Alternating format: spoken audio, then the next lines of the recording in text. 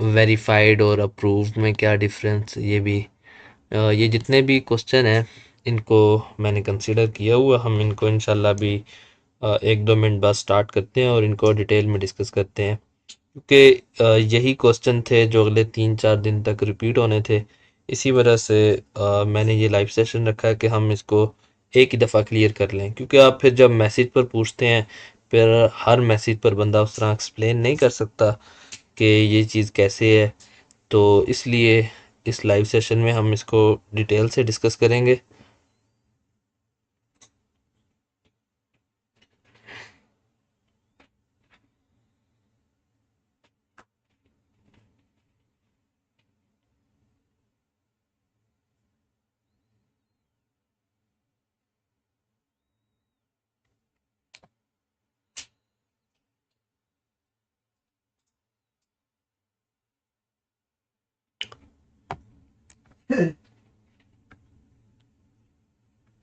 जैसे लगे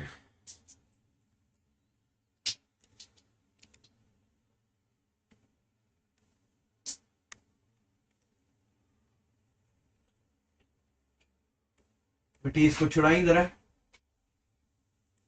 बेटी।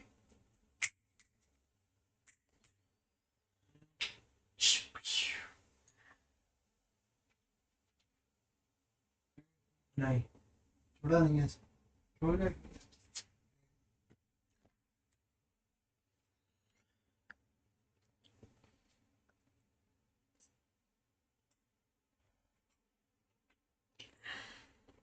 चलिए हम अब अपने सेशन को स्टार्ट करते हैं।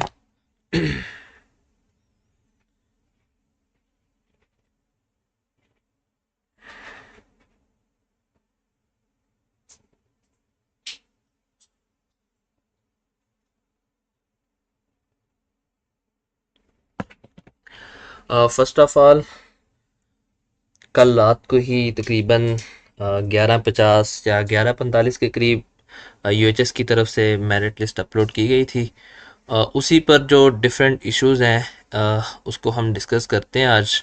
जो हमारे मेन टॉपिक्स हैं आज के इस लाइव सेशन के, वो फर्स्ट ऑफ ऑल रिमार्क्स है कि इस दफ़ा यूएचएस ने ऐसे नज़र आ रहा है कि जो लिस्ट है वो बहुत जल्दी में अपलोड की है। उन्होंने उसको प्रॉपर सेट नहीं किया बीच में।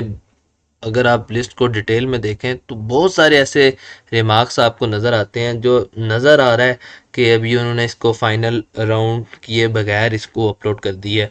और उसके बाद जो आपकी जो अपग्रेडेशन है, कट ऑफ जो डिस्ट्रिक्ट कोटा, ये सारी चीज़ें जो मिक्सअप होकर जो फाइनल कट ऑफ बनेगा उसके हिसाब से हम डिस्कस करेंगे।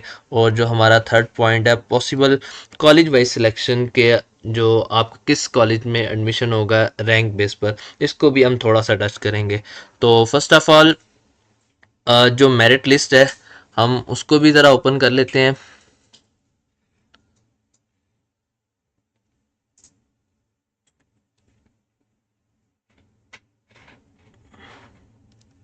ये मेरिट लिस्ट है। आप इसमें देख सकते हैं कि बहुत डिफरेंट डिफरेंट से रिमार्क्स दिए हुए हैं। तो जिसकी वजह से मैं आपको कह रहा था कि यूएचएस ने इसको ठीक तरह से फाइनलाइज नहीं किया। ये रिमार्क्स उस बेस पर लिखे गए हैं कि एक टीम काम करती है लिस्ट की चेकिंग पर, तो उस टीम ने ये रिमार्क्स आपस में समझने के लिए लिखे हुए हैं।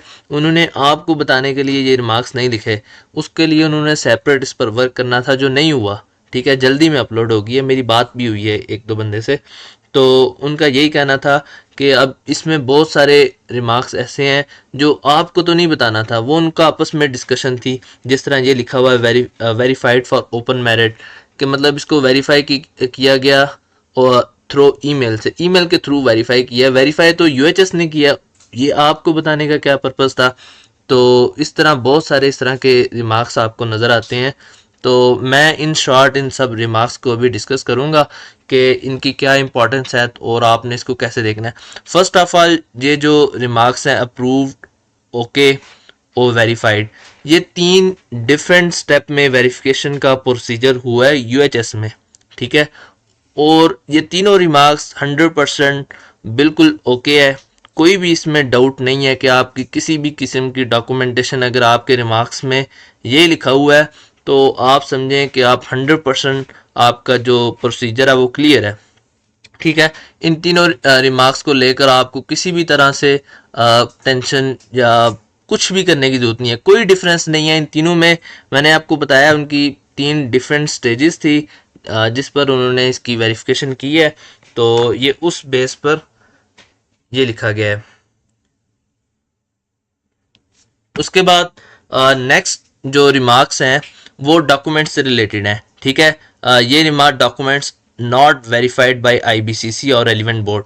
देखें, आपको कहा गया था कि जो आईबीसीसी से जो डॉक्यूमेंटेशन है वो आप डिले कर सकते हैं, लेकिन यूएचएस ने क्या किया कि जब मेरिट लिस्ट डिले हुई उन्होंने बच्चों को पर्सनल फ़ोन कॉल किए, ईमेल्स की कि आपकी डॉक्यूमेंटेशन नहीं है, आप अपलोड कर दें। उसके बावजूद जिन बच्चों का रह गया है उनका उन्होंने ऐसे लिख दिया है। अब इसका सोल्यूशन क्या है? ठीक है, ये डॉक्यूमेंटेशन के बाकी पर भी हम देख लेते हैं। ये भी है, इसमें ये केस भी सी में आता है, उसके बाद ये भी सी में आता है, और ये 3 केस इसमें आते हैं। ठीक है, हम इनको ज़रा डिफरेंट मेंशन कर लेते हैं। ठीक है, ये फर्स्ट केस है, ये सेकंड है और ये थर्ड केस है। ये 3 केस हैं जो यूएचएस ने लिखे हुए हैं कि डॉक्यूमेंटेशन आपकी वेरीफाई नहीं है। तो अब इनका सोल्यूशन क्या है? सोल्यूशन एमरजेंसी में 4 दिन है आपके पास, आपने इन 4 दिन में सोल्यूशन करना है। फर्स्ट ऑफ ऑल ये सोल्यूशन तो हो नहीं सकता कि आप आईबीसीसी से अपने डॉक्यूमेंटेशन वेरीफाई करवाएं, 4 दिन में ये पॉसिबल नहीं है। तो आपने ये करना है, आप अपने बोर्ड जाएं और उनसे अटेस्टेशन करवाएं, वो आपको स्टैंप लगा कर देंगे। ठीक है, पहले तो हमने आपको डिफरेंट वेज बताए कि ये भी हो जाएगा, ये भी, वो मैक्सिमम बच्चों का हो चुका है। ठीक है, लेकिन फिर भी कुछ बच्चों का ये आया है। तो अब इसकी जो इमरजेंसी सिचुएशन है उसमें आपने ये करना है कि आप अपने रेलिवेंट बोर्ड जाएं, उधर से जाकर आप अपने जो अटेस्टेशन है डॉक्यूमेंटेशन की वो करवाएं प्रॉपर, वो आपको इमरजेंसी बेस उसी दिन कर देंगे। वो डॉक्यूमेंट्स लेकर आपने यूएचएस को फर्स्ट ऑफ ऑल ईमेल करनी है। उसके बाद आपने उनके पोर्टल पर जो कंप्लेन का ऑप्शन दिया गया है, उस कंप्लेन के जो कंप्लेन का आपको ऑप्शन दिया गया है यूएचएस के पोर्टल पर, उस पर आपने जाके अपनी कंप्लेन सबमिट करवानी है। ठीक है, उसके बाद जो थर्ड ऑप्शन है, अगर ऐसे रिमार्क्स आपको लिखे हुए हैं, ये वाले रिमार्क्स, ये ज़रा थोड़े सीरियस रिमार्क्स हैं कि मतलब डॉक्यूमेंटेशन बिल्कुल ही वेरीफाई नहीं है, नॉट अटेस्टेड, जिनका ये रिमार्क्स लिखा गया वो फिजिकली विजिट करें यूएचएस का और उनको अपने अपने डॉक्यूमेंटेशन सबमिट करवाएं। उसके बाद ये जो रिमार्क्स हैं वेरीफाइड फॉर ओपन मेरिट, देखें ये भी रिमार्क्स बिल्कुल ओके हैं, इसमें किसी भी किस्म का डाउट नहीं है। ये यूडीडी लिखा हुआ है, इसका मतलब अंडर डेवलप्ड डिस्ट्रिक्ट के, मतलब इस बच्चे ने अंडर डेवलप्ड डिस्ट्रिक्ट के लिए भी अप्लाई किया था, उसका डोमिसाइल चेक किया गया और जब उसका डोमिसाइल ठीक आया तो उसके बाद ये वाला वर्ड लिखा गया। ठीक है, इसका मतलब है आपने जो अंडर डेवलप्ड डिस्ट्रिक्ट के लिए अप्लाई किया हुआ है वो आपका वेरीफाई है, और ये थ्रू ईमेल का मतलब है कि ईमेल के थ्रू वेरीफाई किया गया। इसी तरह ये अंडर डेवलप्ड डिस्ट्रिक्ट का वेरिफिकेशन के लिए और भी डिफरेंट तरह से लिखा गया है, तो आपको इसके रिलेटेड भी बिल्कुल परेशान होने की जरूरत नहीं है। इसका सिर्फ और सिर्फ मतलब यही है कि आपने जो अप्लाई किया है अंडर डेवलप्ड डिस्ट्रिक्ट के लिए यूएचएस में, क्योंकि डोमिसाइल बेस ये वेरिफिकेशन होती है, वो आपकी क्लियर है। ठीक है, उसके बाद वेरीफाइड ओटीई, इसका क्या मतलब है? देखें ये भी बिल्कुल मेरे ख्याल में बिल्कुल सिंपल चीज़ है कि ओटीई मतलब आप, उन्होंने आपसे पर्सनल कांटेक्ट किया है। कांटेक्ट ईमेल के थ्रू हो सकता है, आपके फ़ोन नंबर के थ्रू हो सकता है, डिफरेंट वेज उन्होंने यूज़ किए हैं। इवन कि कुछ बच्चों को यूएचएस के ऑफिशियल नंबर से कॉल नहीं आई, मतलब अनऑफिशियली भी उन्होंने, इसका मतलब भी सिर्फ और सिर्फ ये है कि उन्होंने आपसे पर्सनल कांटेक्ट करके आपको वेरीफाई किया है। अगर आपका ये रिमार्क्स है तो फिर भी आपको बिल्कुल भी टेंशन लेने की जरूरत नहीं है। उसके बाद ये जो वेरिफिकेशन स्टैंप है, इसको हम इसी कैटेगरी में कंसिडर कर सकते हैं, और ये इतना सीरियस इशू तो नहीं है, लेकिन फिर भी आप रेलिवेंट बोर्ड के थ्रू जाकर इसकी वेरिफिकेशन करके और उसको अपलोड ज़रूर करें, क्योंकि रिमार्क्स में जो भी चीज़ लिखी होती है आपने इसको सीरियस लेना है। ठीक है, आप इसको इस तरह इग्नोर नहीं कर सकते। रिमार्क्स उन्होंने तब भी लिखे हैं जब उन्होंने आपसे पर्सनल कांटेक्ट किया और आपने उनका रिप्लाई नहीं किया, उसके बाद इस तरह के रिमार्क्स आए हैं। तो आपने इन रिमार्क्स को खुद सॉल्व करना है। वो ऐसा नहीं करेंगे कि बार बार आपको कांटेक्ट करेंगे, आपने खुद इन रिमार्क्स को सॉल्व करना है। इसमें ज़्यादा टेंशन लेने की बात नहीं है कि 4 दिन बाद आपका सब कुछ कैंसिल हो जाएगा एडमिशन, ऐसा नहीं होता। आपको 1-2 दफ़ा वार्निंग दी जाएगी दोबारा नेक्स्ट लिस्ट में, लेकिन आप अभी से फारिग हैं तो आप अभी से इस इशू को सॉल्व करें। उसके बाद देखें, ये जो 3 इशू हैं नेम्स के, एक आपका पर्सनल नेम है और आपका फादर नेम है, और उसके बाद जो आईडी कार्ड का कुछ बच्चों ने मुझे बताया था कि उनके फादर जिंदा नहीं है, तो उन्होंने अपनी मदर का जो आईडी कार्ड है वो अपलोड किया है, तो उस पर भी यूएचएस ने इतराज़ करके उनका रिमार्क्स लिख दिया है। कुछ इस टाइप का रिमार्क्स लिखा है, या कुछ बच्चों का ये भी लिखा है कि उनका जो फादर का CNIC है वो अवेलेबल नहीं है, या ऐसा कुछ उन्होंने लिखा है। तो उन बच्चों को किसी भी सूरत की टेंशन लेने की ज़रूरत नहीं है, उनका भी सब ओके है। लेकिन अगर आपने अपने फादर का CNIC होने के बावजूद अपलोड नहीं किया तो फिर आप ईमेल उनको कर दें। लेकिन जिन बच्चों का जिनके ये रिमार्क्स लिखे हुए हैं ना, गार्डियन आईडी कार्ड, उनका तो कोई इशू नहीं है, उनको ईमेल करने की ज़रूरत नहीं है। हाँ, जिन बच्चों का उन्होंने सामने कुछ ऐसे रिमार्क्स लिखा हुआ था कि फादर का CNIC नॉट अपलोडेड, ऐसा कुछ लिखा हुआ था, तो उनसे रिक्वेस्ट है कि वो ईमेल ज़रूर करें, क्योंकि उनका नेगेटिव रिमार्क्स दिया गया है। तो इनका पॉजिटिव, ये रिमार्क्स पॉजिटिव है कि उनको समझ आ गई है कि जो उनका सरपरस्त है, गार्डियन है, उसका आईडी कार्ड तो आईडी कार्ड अपलोड किया हुआ है, बेशक फादर का नहीं किया। लेकिन जिनका ऐसा रिमार्क्स नहीं है CNIC के बारे में, वो अपना CNIC अपलोड करें। और डॉक्यूमेंट जिनकी ब्लर है, तो मतलब उन्होंने पिक्चर ठीक तरह से डॉक्यूमेंट नहीं ली, तो वो भी इसको दोबारा उनको ईमेल करें। 3 स्टेप मैंने आपको बताए, हम इधर दोबारा डिस्कस कर लें।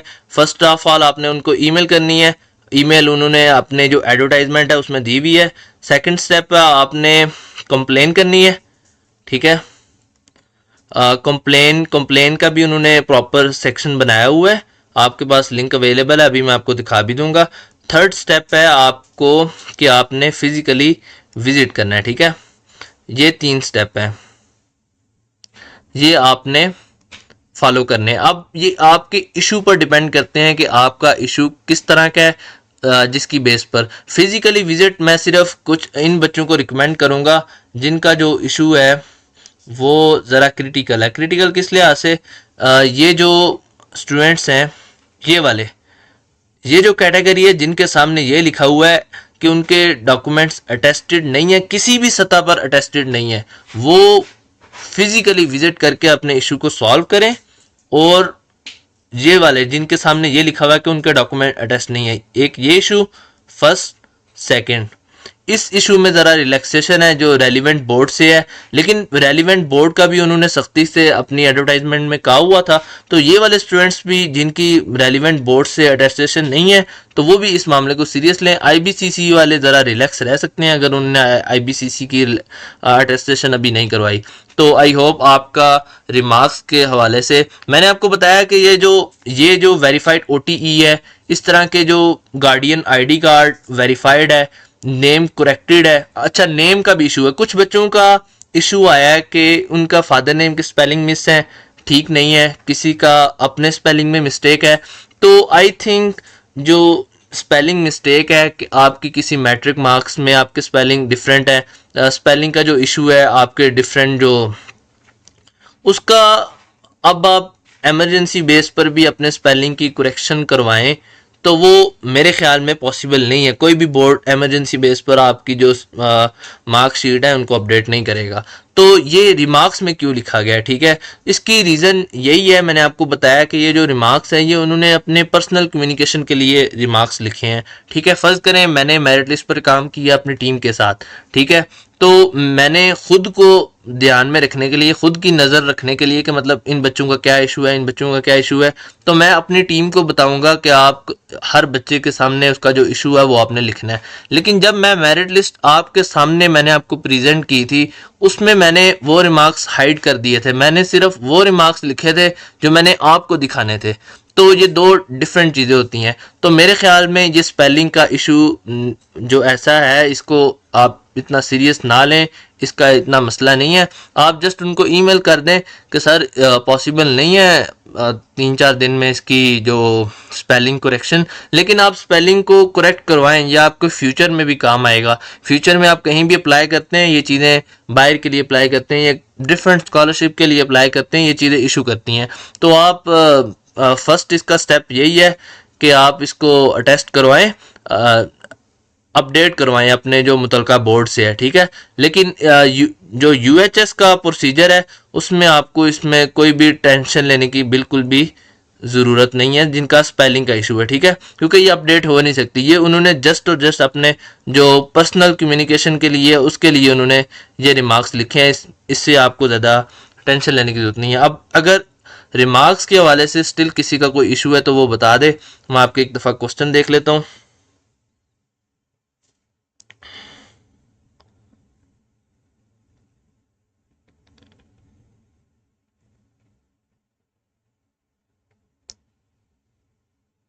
नेम स्पेलिंग का मैं बता चुका हूँ, ठीक है। उसके बाद हाँ, एक और इशू है, वो मैं ज़रा इधर मेंशन करना भूल गया हूँ।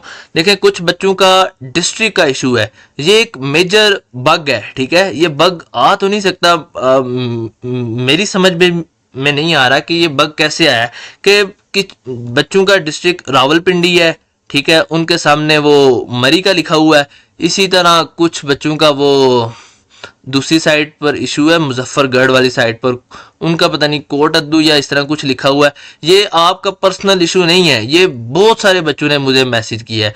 तो ये जितने भी बच्चे हैं, क्योंकि ये देखें जो रावलपिंडी और मरी वाले स्टूडेंट्स हैं, इनको इनका डोमिसाइल अगर कुछ और लिख दिया जाता है, डिस्ट्रिक्ट कुछ और लिख दिया जाता है, तो इनको तो कोई मसला नहीं है, क्योंकि इन्होंने अंडर डेवलप कैटेगरी के लिए अप्लाई नहीं किया हुआ। इसी तरह मुजफ्फरगढ़ भी मेरे ख्याल में अंडर डेवलप डिस्ट्रिक्ट में नहीं आता। अगर नहीं आता तो फिर आपको इस इशू से रिलेटेड कुछ ज़्यादा परेशान होने की ज़रूरत नहीं है। ये इशू आप जस्ट यूएचएस को रिमाइंड करवा दें कि आपकी लिस्ट में ये बग है, 5-6 बच्चे ईमेल कर दें तो इनफ है। वो नेक्स्ट लिस्ट में इसको अपडेट कर दें, आपका डिस्ट्रिक्ट करेक्ट लिखा हो, क्योंकि ये सिर्फ कुछ बच्चों का नहीं है, ये बहुत सारे बच्चों ने मुझे मैसेज किया है।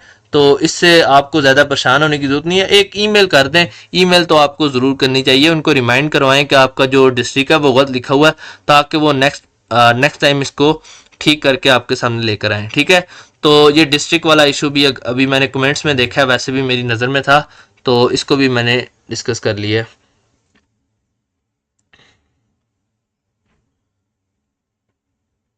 नेम स्पेलिंग करेक्ट हो चुका है, अप्रूव्ड वेरीफाइड ये भी हो चुका है। चलें अब हम नेक्स्ट मूव करते हैं। उसके बाद देखें, ये मैंने आपके सामने जो लेटेस्ट सीट एलोकेशन है यूएचएस की, वो आपके सामने मैंने रखी है, और इसमें इसके अकॉर्डिंग हम हमारा जो नेक्स्ट टॉपिक है, जो मैंने आपको ऊपर बताया कि अपग्रेडेशन का डिस्कस करेंगे। तो देखें, फर्स्ट ऑफ ऑल जो यहाँ तक सीट्स हैं, यहाँ तक, ठीक है, ये 4 कैटेगरी हैं, ठीक है, जिसमें फर्स्ट है स्टूडेंट विद डिसेबिलिटीज चौलिस्तान, और अंडर डेवलप्ड डिस्ट्रिक्ट है, उसके बाद ओवरसीज पाकिस्तान है, ठीक है। फर्स्ट जो हमारे लिए जो मेन कंसर्ट कैटेगरीज हैं वो दो हैं, एक चौलिस्तान भी इसमें एक सीट है, इसका इतना नहीं, अंडर डेवलप्ड डिस्ट्रिक्ट, ठीक है। ये बहुत सारे बच्चों ने इसमें अप्लाई किया हुआ है। अंडर डेवलप्ड डिस्ट्रिक्ट में काफ़ी डिस्ट्रिक्ट आ रहे हैं, इवन के मियाँ वाली या उस साइड के। अब मुझे सारे नाम आपको पीडीएफ में मिल जाएंगे, आपको पता भी होगा। और लेकिन ये बाकी जो 2 कैटेगरीज है, ये इनमें लिमिटेड बच्चे हैं, जिसकी वजह से उसका मेरिट भी ज़रा नीचे जाता है। ये जो डिसेबिलिटीज का है, इसका भी ज़रा मेरिट नीचे जाता है एक आम नॉर्मल कंडीशन से। तो ये कैटेगरीज ज़्यादा बेनिफिट नहीं देंगी, क्योंकि अब जो स्टूडेंट विद डिसेबिलिटीज हैं, ये बच्चे कम होते हैं। जब कम बच्चे होते हैं, फॉर एग्जांपल हम कहते हैं 1 से जो 3000 रैंक है, उसमें जो डिसेबिलिटीज वाले स्टूडेंट हैं वो 4 से 5 हैं बस। तो ये ओपन मेरिट में इतना इफेक्ट नहीं करेंगे। अगर 1 से 3000 तक यही बच्चे कम अज कम हम कहते हैं ये, लेकिन इसलिए क्योंकि इनकी जो रेशियो है वो बहुत कम है, इसलिए हम इसको थोड़ा सा इग्नोर करेंगे। और ओवरसीज पाकिस्तान का भी इसी तरह है, लेकिन इसमें हम 50-50 कह सकते हैं कि जो 50% बच्चे हैं वो टॉप मेरिट लिस्ट में ओवरसीज पाकिस्तान है उसमें वो ऑलरेडी एग्जिस्ट करते हैं, क्योंकि लास्ट ईयर जो इसका मेरिट था ओवरसीज पाकिस्तान का वो मेरे ख्याल में 87, ऑफिशियल मेरिट लास्ट ईयर 91 था और इनका 87, मतलब 3-4, इससे आप अंदाज़ा कर सकते हैं कि 50% बच्चे ऐसे हैं ओवरसीज पाकिस्तान में जिनका जो रैंक होगा वो 1 से 3000 के अंडर होगा। 3000 नहीं, हम 35 कर लेते हैं, 35 तक हमने चीज़ों को देखना है। उसके बाद आप ये सीट्स देख सकते हैं जो open merit 3047। First of all जो नेक्स्ट मेरिट लिस्ट लगेगी, फर्स्ट जो स्टूडेंट्स हैं 3047 तक स्टूडेंट्स, इनका 100% 200% इनका नाम किसी ना किसी कॉलेज में सिलेक्ट होकर आ जाएगा ओपन मेरिट में। जिन्होंने किसी अंडर डेवलप्ड डिस्ट्रिक्ट में अप्लाई नहीं किया हुआ उनका भी, हर तरह के स्टूडेंट्स का जो कल